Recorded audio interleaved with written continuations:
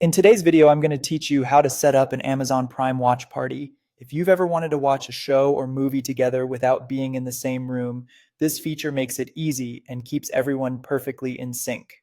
First, make sure you're on a desktop or laptop. Watch Party isn't currently available in the mobile app, so open a web browser on your computer. A supported desktop browser works best, and this feature is typically available for US accounts. Head to Amazon.com and navigate to the Prime Video section.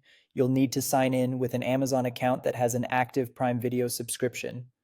Once you're logged in, pick the title you want to watch together. If it's a TV show, choose the specific episode you plan to stream so everyone lands on the exact same content. On the title's detail page, look for the Watch Party button. It only appears on supported desktop browsers, so if you don't see it, double check you're in Prime Video on a computer and that the title is eligible. Click Watch Party, and you'll see a setup screen where you can enter your display name. This is the name everyone will see in chat, so keep it simple and recognizable. Next, click Create Watch Party to open your session. You'll get a unique link. Copy the link or use the share option, then send it to the friends or family you'd like to join. Each participant should click that link from a desktop browser.